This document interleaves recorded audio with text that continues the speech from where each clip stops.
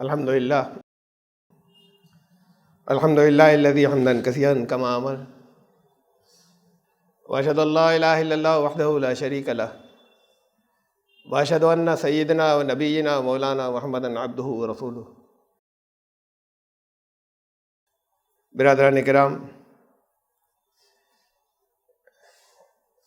اسلام ایک نظام حیات ہے، ایک سسٹم ہے تمام زندگی کے لیے۔ کچھ وقتوں کی، کچھ اوقات کی، کچھ عبادتوں کا مجموعہ نہیں ہے۔ عبادت تو بندگی کو کہتے ہیں، صرف نماز اور روزے کو نہیں کہتے۔ اور بندگی زندگی کے ہر حصے میں، ہر وقت کی ہوتی ہے۔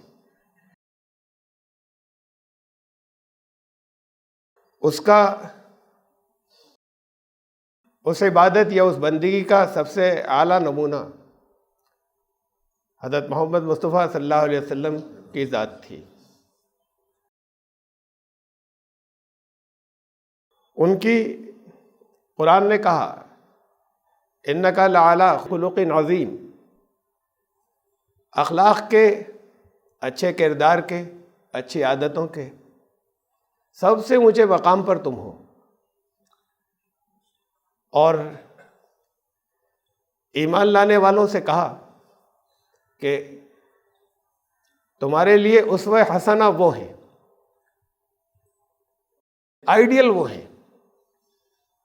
اس کے نیچے بہت سے لوگ ہو سکتے ہیں جو بہت اچھے تھے، ان جیسے آپ کبھی نہیں ہوں گے، لیکن آخری آئیڈیل نہیں تھے۔ آخری نمونہ محمد صلی اللہ علیہ وسلم کی ذات تھی۔ اسلام نے اللہ کا کلام جسے بتایا، اور محمد رسول اللہ صلی اللہ علیہ وسلم کے ذریعے جو اللہ نے ہم تک بھیجا، اس نے گائیڈنگ پرنسپل، رہنما اصول دیے، وہ ضابطے، وہ قانون جو ہمیشہ کے لیے ہوں گے، وہ وقت کے ساتھ بدلیں گے نہیں۔ ان کا امپلیمنٹیشن، نفاذ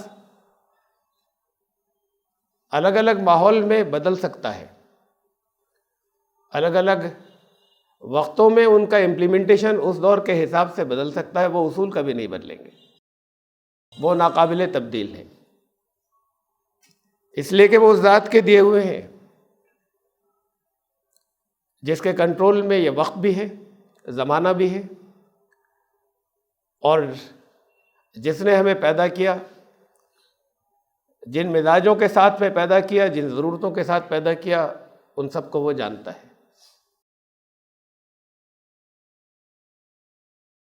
رسول اللہ صلی اللہ علیہ وسلم نے ہمیں بتایا، قرآن نے بھی بتایا تھا کہ ایک وقت وہ آئے گا کہ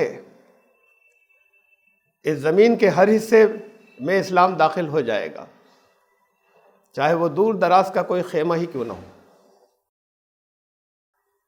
ابھی تو دنیا میں بہت بڑی تعداد اسلام کو جانتی ہی نہیں ہے۔ وہ لوگ بھی ہیں دنیا میں جنہوں نے اسلام کا نام بھی نہیں سنا ہے، آج کی دنیا میں بھی ہیں۔ لیکن آج کی کمیونیکیشن کی دنیا میں اب نام تو سب جان گئے، اکثریت جان گئی، بہت تھوڑے سے لوگ رہ گئے ہوں گے جو نام بھی نہیں جانتے۔ یہ انٹرنیٹ کے دور سے پہلے بہت بڑی تعداد تھی دنیا کی جو نام بھی نہیں جانتی تھی۔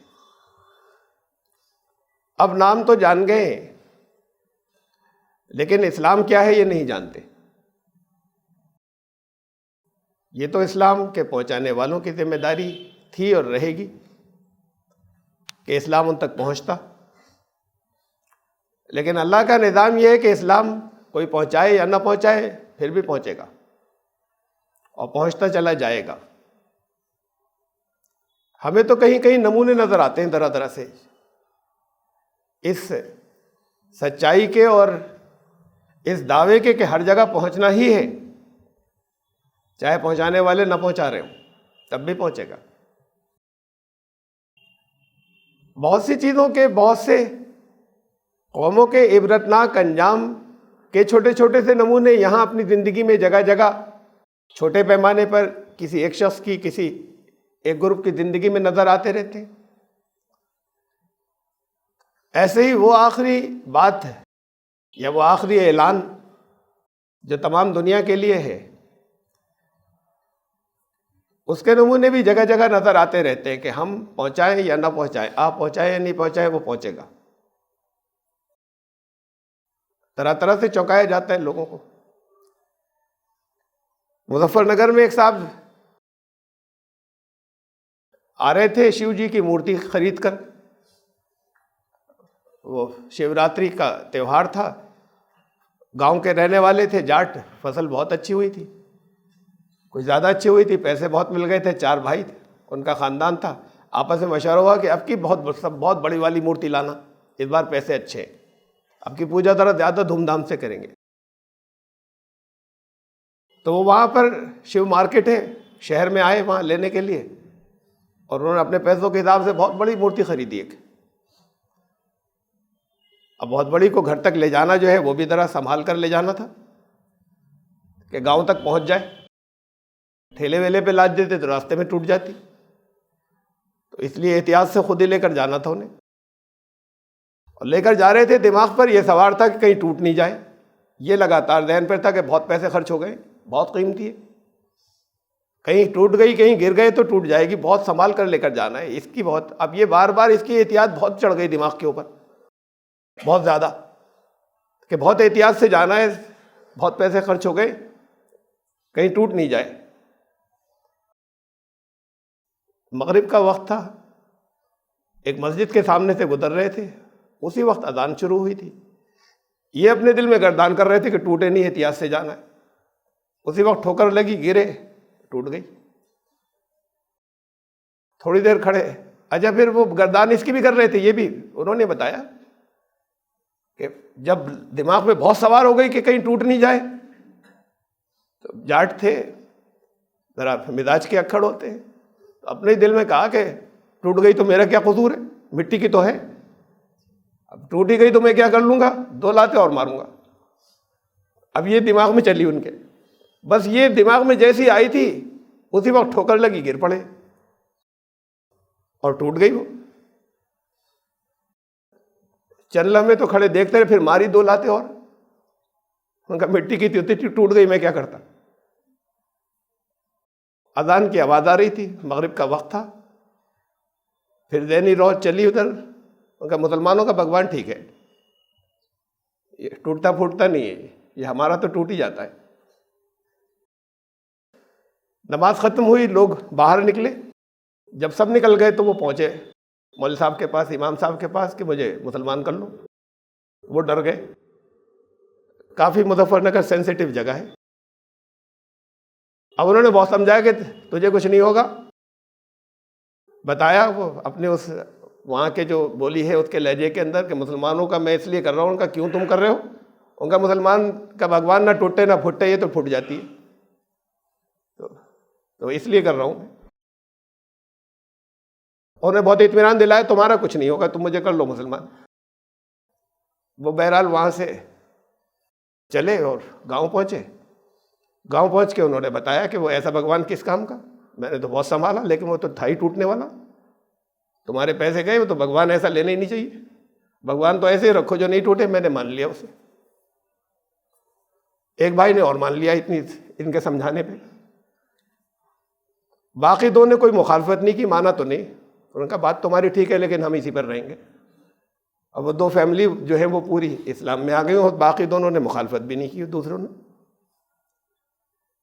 ان کو کوئی بھی سمجھانے نہیں گیا تھا، کوئی ان کو کچھ نہیں کہنے کے لیے گیا تھا، یہ 1-2 واقعات تھوڑی ہیں جو میرے ساتھ بہت سے پیش آئے اور دوسرے بہت سے جس کے اندر ہمارا کسی کا کوئی حصہ نہیں، اور بڑے عجیب عجیب واقعات ان کے ساتھ پیش آئے، وہ چونک گئے، انہوں نے کہا اسلام ٹھیک ہے، ایک ذرا سی چیز، ذرا سی نشانی دیکھی اور ان کی سمجھ میں آ گیا فوراً کہ اسلام ٹھیک ہے، عقل چلی ادھر، ذہن چلا، لاجک نے کہا کہ بات تو ان کی ٹھیک تھی، یہ ہماری غلط تھی۔ ایسے بہت واقعات ہیں۔ دنیا چونک چونک کر جو ان کے نظام کی برائیاں ہیں انہیں چھوڑتی چلی جائے گی، چھوڑ رہی ہے۔ بڑے بڑے قانون بدل رہے ہیں، امینڈمنٹس ہو رہے ہیں، سنشودھن ہو رہے ہیں دنیا کے اندر، اور لگاتار دنیا کے اندر وہ قانون جو بدلتے چلے جا رہے ہیں وہ اسلام کی طرف آتے چلے جا رہے ہیں، پچھلے چھوڑ کر اسلام کی طرف آتے چلے جا رہے ہیں۔ وہ یہ سوچ کر نہیں کر رہے کہ یہ اسلام کا ہے، وہ ٹرائل اینڈ ایرر سے جو غلط چیزیں چھوڑ کر امینڈمنٹ کرتے جا رہے ہیں، اب بھی غلطیاں ہیں، انہیں پھر آگے چھوڑیں گے، ان کی غلطیوں کو سمجھیں گے، چھوڑیں گے اور پھر اسے مانیں گے۔ ابھی اگر باتوں پر اعتراض کرتے ہیں کہ اسلام میں سزائیں تو بڑی سخت ہوتی ہیں اور کیپٹل پنشمنٹ موت کی سزا ایبالش ہونی چاہیے، تو کل اسے چھوڑیں گے۔ آوازیں اٹھنے لگی یہاں سے، ہندوستان سے آوازیں اٹھنے لگی کہ ریپ اینڈ مرڈر کی سزا تو موت ہونی چاہیے، سسکا کے مارنا چاہیے، تو خالی مارنا بھی کچھ نہیں۔ اور یہ آوازیں بہت بڑے بڑے لوگ اٹھا رہے ہیں، ہندوؤں کے، RSS کے، کہ سزائے موت ہونی چاہیے۔ حالانکہ ہیومن رائٹس، نئے دور کے جو ہیں ہیومن رائٹ ایکٹیوسٹ، وہ کہتے ہیں کہ کیپٹل پنشمنٹ ختم ہونا چاہیے۔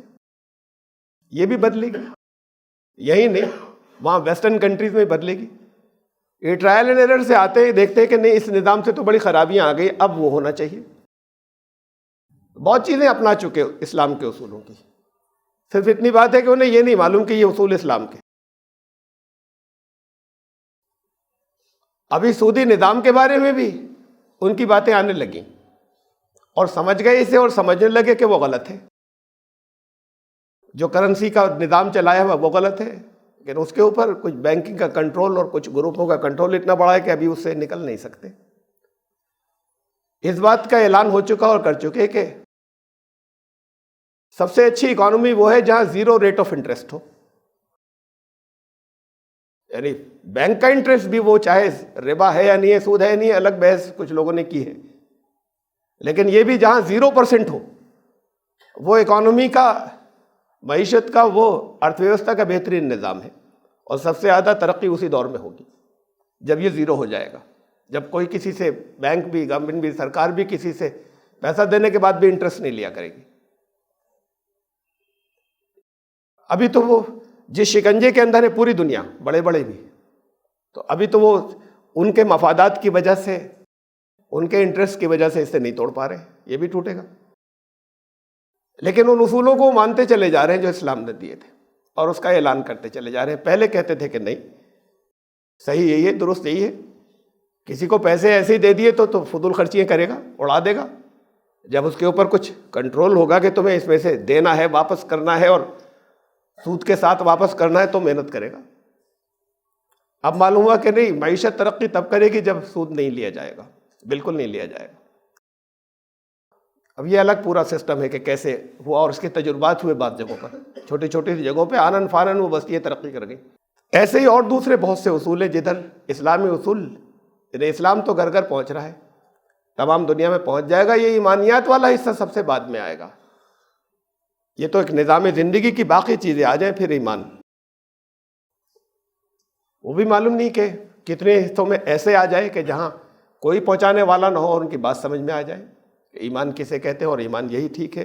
وہ بھی لاجک سے آگے، اس لیے کہ قرآن نے کہا تھا سنوریم آیاتنا فی الآفاق وفی انفسہم، ہم اپنی آیتیں، اپنی آیات کائنات میں دکھاتے چلے جائیں گے، تمہارے اپنے اندر، ان لوگوں کے اپنے اندر دکھاتے چلے جائیں گے، حتیٰ یتبین لہم انہ الحق، یہاں کے وہ جو آیات کائنات میں ہیں، وہ جو آیات تمہارے اپنے اندر ہیں، لوگوں کے اپنے اندر ہیں، ان سے ثابت ہوگا کہ اس کلام کی آیات حق ہے۔ کائنات کی آیتیں ثابت کر دیں گی، جب ان کے اوپر ثبوت تو ہمارے پاس آ گئے ہیں، ہم ہر ایک کو بتا نہیں پا رہے، کائنات کی آیات پھر ان کے اوپر سب انہیں سوچنے پر مجبور کر دیں گی کہ نہیں، خدا کا وجود، اللہ کا وجود ہے۔ کائنات کی آیات ان کے اوپر ثابت کر دیں گی کہ نہیں، آخرت ہوگی، یہ ان کے اوپر ثابت کر دیں گی، ایمانیات بھی آئیں گی۔ اب جو پہنچانے والے ہیں ان کا، وہ تو ان کی، یہ ان کی خوش قسمتی ہے کہ ان کے پہنچنے سے کوئی آیا، ان کے پہنچانے سے، اور وہ کامیاب ہو گئے جو ان کی وجہ سے کوئی آ گیا، تو یہ تو ان کی خوش نصیبی ہے۔ یہ نہیں پہنچائیں گے تب بھی آئے گا۔ واللہ متم نورہ، اللہ کو تو اپنے نور کو مکمل ہی کرنا ہے، اسے تو ہونا ہی، وہ پابند نہیں ہے اس کا کہ آپ کچھ کریں گے تو جب آپ نہیں کریں گے میں نہیں کروں گا تو نہیں ہوگا. اس کی تکمیل اللہ نے طے کر دی کہ ہونی ہے، تو وہ کائنات کی آیات سے ہوگی. ان مثالوں میں چند باتیں ہیں، میں کچھ مثالیں دے رہا ہوں. مثلا وقت کی قدر کرنا. جن قوموں نے لیا وہ ترقی کر گئیں. مسلمان بہت پیچھے ہیں. ہندوستان کی بات نہیں، کہیں نہیں کرتے، پوری دنیا کے اندر وہ وقت کی قدر نہیں کرتے. قرآن نے کہا کہ جب حشر کے میدان میں ہوں گے وہاں سوال کیا جائے گا، پوچھا جائے گا کہ تم کم لبثتم فی الارض عدد سنین، بتاؤ دنیا میں کتنے دن رہے تھے، کتنے برس رہے تھے. قالوا لبثنا یوما او بعد یوم فاسأل العادین. تو کہیں گے ہم نے کبھی گنتی نہیں کی، وقت کو گنا ہی نہیں تھا، گزرتا جا رہا تھا، وقت کی قدر نہیں کی تھی. کچھ لوگ گنتے تھے، حساب بھی رکھتے تھے، ان سے پوچھیے وہ بتائیں گے. ہمیں تو ایسا لگ رہا ہے کہ جیسے ایک دن گزرا یا کچھ حصہ گزرا بس. اب تو ایسا ہی لگ رہا ہے. صحیح گنتی کیا ہے یہ تو جو گنتے تھے وہ بتائیں گے، وقت کو، وقت کی قدر کرنے والے بتائیں گے. تو فرمایا کہ اب لگ رہا ہے کہ بہت کم ٹھہرے تھے. یہ تب نہیں سوچا تھا تم نے، یہ تو اس وقت سوچنے کی بات تھی کہ کاش تم اس وقت جانتے ہوتے اور اس وقت قدر کرتے ہوتے. تو اب جنہوں نے یہاں پر قدر کی ہے وہ قومیں آگے گئیں، ان کی دنیا اچھی ہوئی، ان کے ہاتھ میں کنٹرول آیا. جنہوں نے نہیں کی وہ پیچھے ہو گئیں، پیچھے ہیں، رہیں گی. اور صرف قرآن نے ہی تھوڑے اشارے دے دیے تھے، یہ تو ذرا غور کر کے نکالنے کی بات تھی جو میں نے کہا. نظام بنایا، اس میں آج مجھے 30 سیکنڈ دیر ہو گئی آنے میں اپنے گھر کی گھڑی کی وجہ سے. تو بہت سے لوگ پیچھے مڑ مڑ کر دیکھ رہے تھے کہ ابھی تک پہنچے نہیں نماز پڑھانے والے. یہ جمعے کی نماز نہیں، ہر 5 وقت کی نماز میں جنہیں امامت کرنی ہوتی ہے وہ 2 منٹ لیٹ ہو کر تو دکھا دیں. ہر ایک کے چہرے پہ غصہ ہوتا ہے کہ آئے کیسے نہیں، ابھی 5 وقت آتے وقت پر اگر 2 منٹ ایک دن کوئی لیٹ ہو گیا تو اس میں کیوں اتنا غصہ کرتے ہیں ان کے اوپر. اچھا جنہیں اتنی پابندی کا لحاظ ہے کہ 10 سیکنڈ بھی لیٹ نہیں ہونا چاہیے، جو وقت مقرر ہے تب ہونا چاہیے، اور جن کے لیے یہ پابندی 5 وقت کی ہے وہ اپنی زندگی میں کسی وقت پابندی نہیں کرتے، تو پھر کیا سیکھا؟ ان کو تو اتنی ٹریننگ دی گئی تھی کہ بلا ناغہ روزانہ ایک بار نہیں کئی مرتبہ 1 منٹ کی پابندی کی عادت ڈال دی گئی. اب 1 منٹ نہیں، آدھے منٹ کی، سیکنڈوں کی پابندی کی عادت پڑ گئی کہ اب سیکنڈ بھی برداشت نہیں کہ اتنی کیسے آگے بڑھا جا رہا ہے. اچھی بات ہے، لیکن یہ اچھی بات صرف یہیں تک کیوں رہ جاتی؟ یہ اس کے آگے آپ کی زندگی میں کیوں نہیں آتی؟ اللہ تو گھر پر بھی ہے، ہر جگہ ہے. اینٹ پتھر کی دیواروں میں تھوڑی جیسے ہم نے اللہ کا گھر کہہ دیا. یہ اللہ کا گھر تو اس لیے کہتے ہیں کہ سب لوگ یہاں پر صرف اس کے نام پر اکٹھا ہوتے ہیں، باہر دوسری جگہوں پہ تو اور ضرورتوں سے بھی اکٹھے ہوتے ہیں، اس لیے اللہ کا گھر کہہ دیتے ہیں. اپنے گھر پر کیوں نہیں چھوڑ دیا، یہیں کیوں بلایا؟ اس میں بہت خوبیاں تھیں. کوئی کسی کا انتظار نہیں کرتا کہ فلاں صاحب جو دیر سے آئے وہ آگے آ کے بیٹھیں گے. تو اپنے گھر کے کتنے ہی بڑے ہوں گے، اب اگر آئے تو پیچھے بیٹھیں گے. کسی کے کپڑے چاہے جتنے قیمتی ہیں اور کسی کے چاہے جتنے معمولی ہیں، آپ میں سے اور دنیا میں کسی بھی مسلمان کو کوئی فرق نہیں محسوس ہوتا کندھے سے کندھا ملا کر کھڑے ہونے میں یا مسجد میں، تو پھر باہر کیوں محسوس ہوتا ہے؟ یہ مسجد میں کیوں رہ جاتی ہے بات؟ زندگی میں ذرا سی بھی نہیں آئی. نماز تو گھر بھی پڑھ سکتے تھے.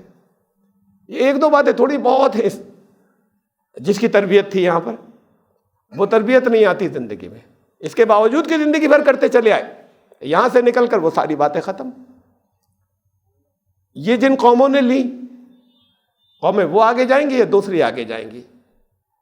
امریکہ میں اپارٹھیڈ یعنی سب سے زیادہ جو آپس میں گروپوں میں نفرت تھی وہ کالے اور گوروں میں تھی. وہ کالے غلام تھے، اب وہاں کالا صدر ہو گیا،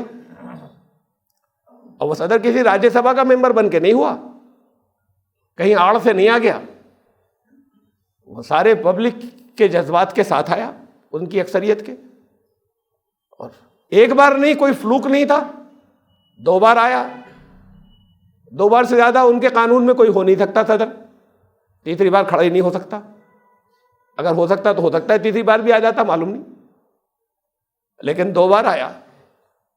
اس کا مطلب اکثریت کی بات یہ ہو رہی ہے کہ وہ اس فرق کو چھوڑ چکی ہے اور اپنے سب سے اوپر بٹھا سکتے ہو۔ یہاں ہندوستان کے اندر کوئی شودر صدر تو چاہے جت کو بنا کے بٹھا دے، چاہے وہ ڈاکٹر ذاکر حسین کو بنا کے بٹھا دیں، چاہے فخر الدین علی احمد کو بنا کے بٹھا دیں، اور چاہے وہ کے آر نارائنن کو بٹھا دے، کوئی فرق نہیں پڑتا۔ پرائم منسٹر جو ہے وہ کوئی شودر نہیں ہو سکا ابھی تک، یہ مودی کی پبلسٹی ہوتی ہے، شودر ہے، یہ کائستوں کی کاسٹ ہے، جو بات کو او بی سی میں شامل کر دی گئی، ادر بیکورڈ کاسٹ کے اندر، تو کوئی شودر یہاں پر نہیں ہو سکا یا کبھی نہیں بنا۔ اکثریت کبھی اسے پسند نہیں کرتی ملک کی کہ کوئی شودر کا اگر پاور کی جگہ پر آ جائے تو ترقی وہ کریں گے، آگے وہ جائیں گے، یہ جائیں گے، یہ تو اصول ہے اللہ کی طرف سے دیے ہوئے۔ چیریٹیز ہیں، خرچ کرنا، فرمایا کہ یربی صدقات، صدقات کو پالتا ہے، بڑھاتا ہے، اور اصل میں پالنے کا ربوبیت کے معنی ہی یربی کے معنی آگے بڑھاتا ہے۔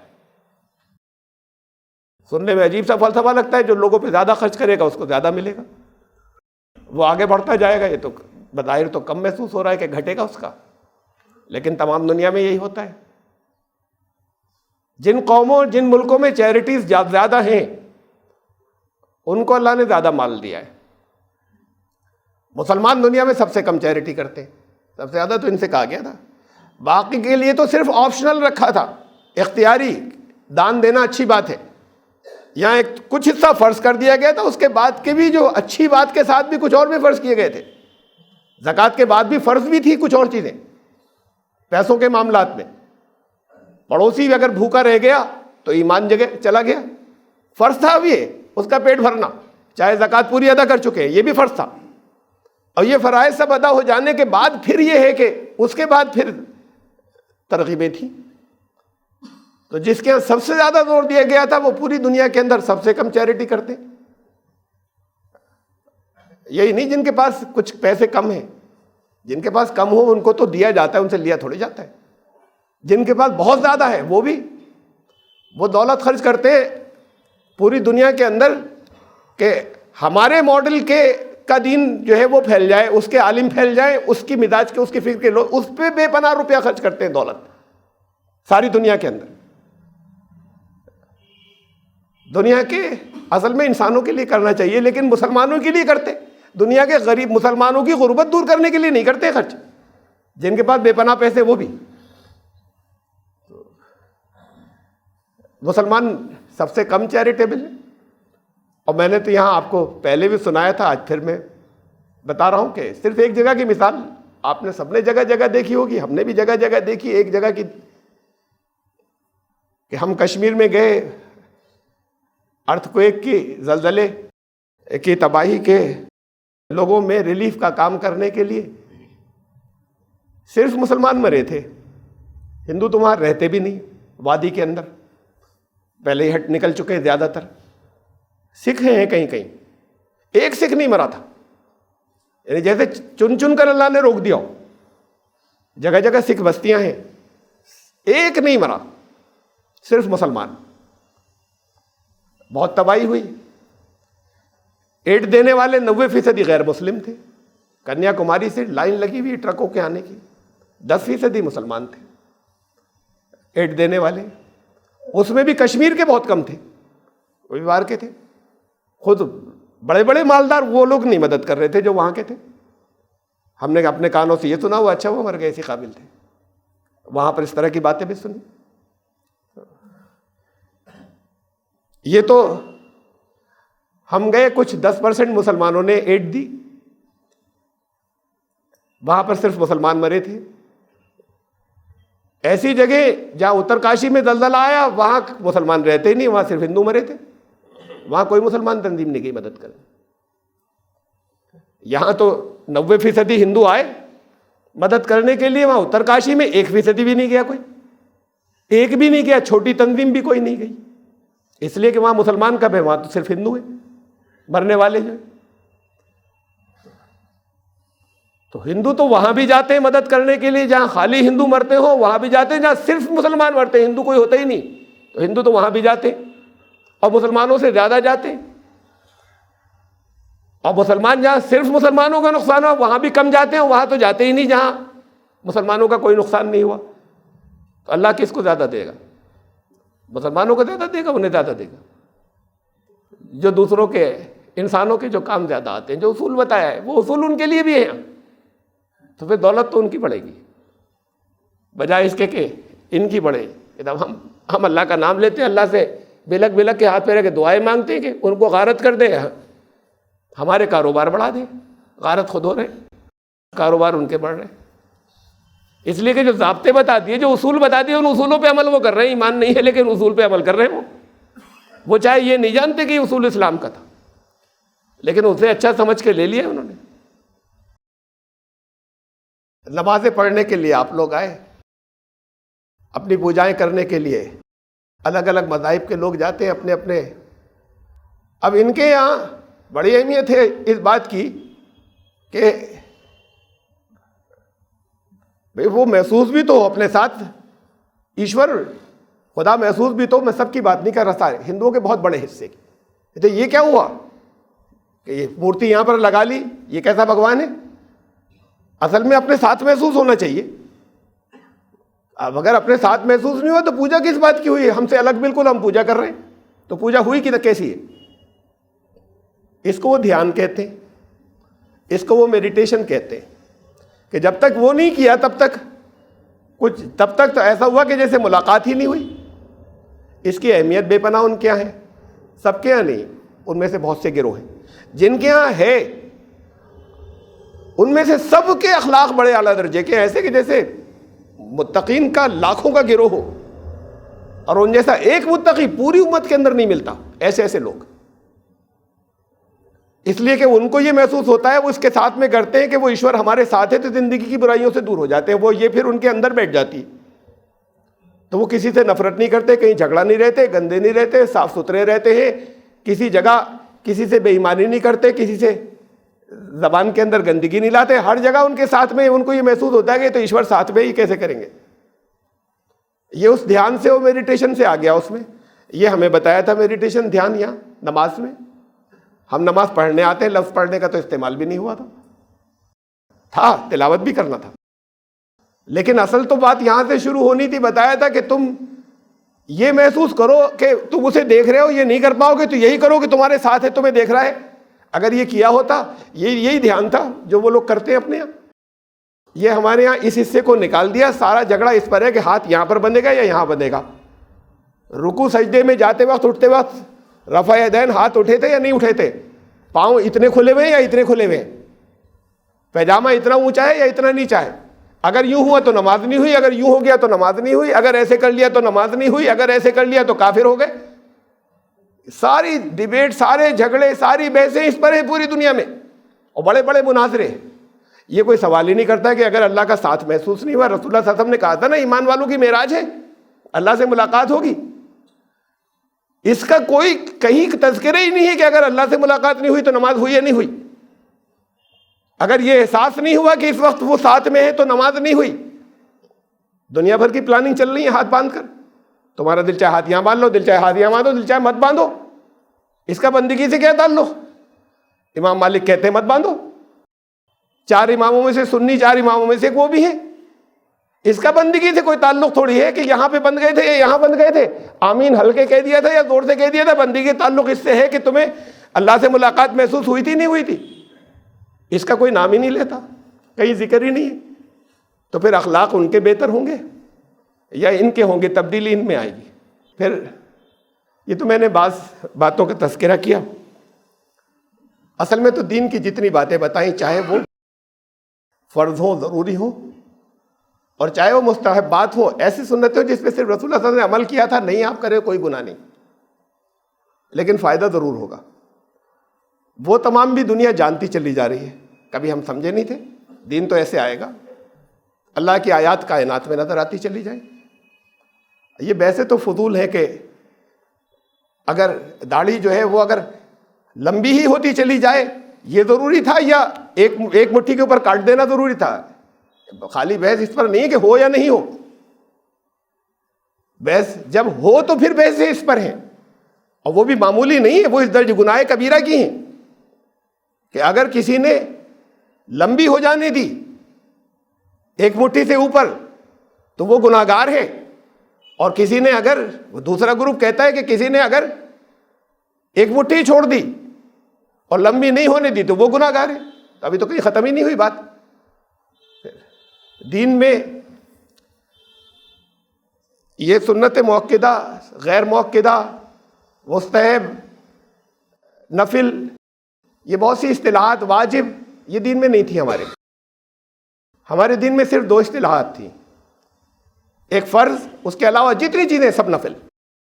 فرض وہ جو اللہ نے لازمی طور پر مقرر فرمایا ہے وہ فرائض، باقی سب نفل۔ نفل کے معنی ایکسٹرا، زائد۔ پھر بات کو اجتہاد سے سوچ کر کہ ان ایکسٹراز میں سے بھی بعض زیادہ امپورٹنٹ ہے، بعض کم امپورٹنٹ ہے، اس لحاظ سے ان کا گریڈیشن کر کے یہ نام رکھے گئے۔ ان پر شدتیں اچھی نہیں ہیں بحث کرنا۔ یہ کیا کیسی تھی، یہ دیکھیے کہ فرائض کے اوپر تو پہلے بات چیت ہوئی نہیں، پرائرٹیز کتنی بدل گئیں، بہت سی وہ چیزیں جو خالی ایڈوائزری تھی ان کو احکامات کا درجہ دیا گیا، بحثیں چلتی ہیں ان باتوں کے اوپر جس کا بندگی سے نہیں ہوتا تعلق۔ لیکن یہ اپنی جگہ ہے کہ بہرحال مفید ہے، اس پہ کیوں بحث کرتے ہیں؟ بحث کرنے کے بجائے واجب ہے یا نہیں ہے، سنت مؤکدہ ہے یا نہیں ہے، خالی مستحب ہے یا نہیں ہے، اس پر بحث کرنے کے بجائے اتنی بات تو معلوم ہونا چاہیے کہ رسول اللہ صلی اللہ علیہ وسلم نے جو کچھ بھی کیا اور جو کچھ بھی کرنے کو کہا وہ مفید ہے، باقی باتوں کو جانے دیجئے۔ وہ اگر یہ کہا کہ آدھے دھوپ اور آدھے چھاؤں میں مت لیٹو تو گناہ نہیں ہو جائے گا اگر آپ لیٹ جائیں گے، لیکن مفید وہ ہے کہ مت لیٹیں، کچھ نقصان ہوگا اگر ایسے لیٹے، اگر یہ بتایا تھا تو۔ اس درجے کی چیزیں بھی ثابت ہونے لگی سائنٹیفیکلی، پہلے نہیں تھا۔ معلوم ہے کہ کیا نقصان ہو جاتا ہے اگر آدھا سائے کے اندر لیٹیں اور آدھا ہم دھوپ کے اندر لیٹیں۔ یہ تو عام بات ہے، کامن سینس سے، اس پہ میں آگے نہیں کہتا کچھ۔ رسول اللہ صلی اللہ علیہ وسلم نے فرمایا کہ مکھی کے ایک پاؤں میں زہر ہے، ایک میں شفا ہے۔ تمہارے اگر کھانے میں گر جائے یا پینے کی چیز میں گر جائے تو ایک ڈپ اور دو، اس کے بعد نکال کے پھینک دو۔ اب ہمیں گھن آتی ہے، وہ پورا دودھ کا گلاس یا اور قیمتی کوئی چیز وہ اٹھا کر پھینک دیا، اپنے کھانے میں تو پھینک دیا، اگر کوئی نہیں دیکھ رہا ہے دوسرے کو پلانا ہے تو کوئی بات نہیں، چپکے سے پھینک کے دوسرے کو دے دیتے ہیں۔ یہ تو الگ بات ہوئی بھائی، جن کا نقصان ہو رہا ہے، گھی بیچ رہا ہے، کرنا ہے، وہ تو چوہا گر جائے تو بھی بیچیں گے، اسے نکال کے پھینک دیں گے، چھپکلی گر جائے تو بھی نکال کے۔ نفع نقصان کی بات نہیں ہو رہی، اپنے استعمال کی بات ہو رہی ہے۔ اچھا ٹھیک ہے، بعض لوگ میرے والد کرتے تھے اور ہمیں گھن آتی تھی، بھائی رسول اللہ صلی اللہ علیہ وسلم نے کہا ہے یہ تو ایک بار اور ڈبو دو اسے، اگر گر گئی بجائے اس کے کہ یہ تم یہ کھانا پھینک دو، اپنا یہ چائے پھینک دو، دودھ پھینک دو، آتی تھی آج تک۔ ابھی کچھ عرصے پہلے آسٹریلین سائنٹسٹ تھے، انہوں نے بتایا پورا جو ان کا پیپر ہے اس پہ پی ایچ ڈی ہے، اس پہ تحقیق ہے، تھیسس پوری، اور ساری دنیا کے اندر آئی۔ انہوں نے کہا ہم نے یہ غور کیا کہ بڑا یہ مکھی سب سے زیادہ گندی بھی بیٹھنے والا میکسیمم جانور یہ ہے جو مکھی ہے، اسے یہ کیوں نہیں مر جاتی بیماریوں سے؟ اس کا مطلب اس میں اینٹی بائیوٹکس ہوتے ہیں، یہ نہیں مر جاتی تو اس پر اثر کیوں نہیں کرتی بیماریاں، دوسروں کو تو دے دیتی ہے۔ تو انہوں نے 4 الگ الگ طرح کی مکھیاں لی، اس میں گھریلو مکھی بھی لی، اور ان چاروں کی پوری لمبی ڈیٹیل ہے جو تجربات کی ہے۔ ان کا اصل میں تو اس کے پیٹ میں بھی اینٹی بائیوٹکس نکلے، اسے تو چھوڑیے، ہم نے خالی کہنے اوپر کی خالی جو اس پہ کو انہوں نے ایتھلین کے اندر ڈالا، ایتھین کے اندر، اور پھر اس کو جو کچھ بھی اس کے اندر تھا وہ سب اس میں ڈیزالو ہو گیا. پھر اسے انہوں نے مختلف دنیا کی لیبس کو بھیجا تو اس میں اینٹی بائیوٹکس نکلے. کہا اصل میں تو اس کے پروں میں اینٹی بائیوٹکس ہوتا ہے. اب یہ الگ بات ہے کہ انہیں یہ نہیں معلوم کہ کسی ایک پر میں ہوتا ہے، لیکن اب انہوں نے تو پورا ڈبو دیا تھا. تو اس میں اینٹی بائیوٹکس نکلے. اینٹی بائیوٹکس کی تحقیق یوں ضروری تھی کہ پچھلے 30 سال سے ایک بھی آج تک دنیا میں نیا اینٹی بائیوٹکس دریافت نہیں ہو چکا ہے. ضرورت بہت ہے.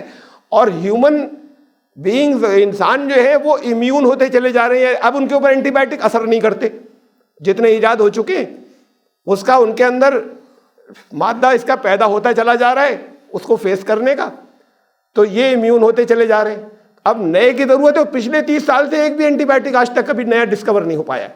کوشش جاری ہے. تو انہوں نے کہا مکھی سے نکالیں گے، ایک نیا اینٹی بائیوٹک آ گیا. یہ ہر طرح کی جتنے بھی گندے سے گندے بیکٹیریاز ہیں اس کے اوپر وہ ہوتا ہے جو اس مکھی کو مرنے نہیں دیتا. وہ اینٹی بائیوٹک ہے اس کے اندر. اب اس سے وہ اینٹی بائیوٹک بنانے میں لگے ہوئے ہیں، اس سے ایکسٹریکٹ کرنے کے لیے.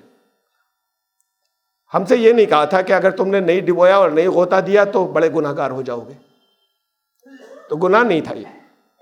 لیکن یہ بات اپنی جگہ تھی کہ یہ چھوٹی سے چھوٹی چیزیں وہ بھی جو مستحبات کے اندر ہیں، جس کو آج تک کسی نے نہیں کہا کہ گناہ ہو جائے گا، وہ بھی جو کچھ انہوں نے بتایا تھا، جو وہ ساری چیزیں جو ہیں یہ تو کائنات کی آیات سے ثابت ہوتی چلی جا رہی ہیں. چند روز پہلے ایک اور نئی چیز آئی. ابھی کچھ دن پہلے برازیل کے اندر ایک تحقیق ہوئی کہ داڑھی میں بڑے بیکٹیریا ہوتے ہیں، اور وہاں کے سائنٹسٹ نے نکالے بیکٹیریاز اور پوری دنیا میں پبلش ہوا وہ میڈیکل جرنلز کے اندر کہ، اور انہوں نے کہا کہ وہ بیکٹیریاز تک ہیں جو ادھر لیٹرین میں ہوتے ہیں.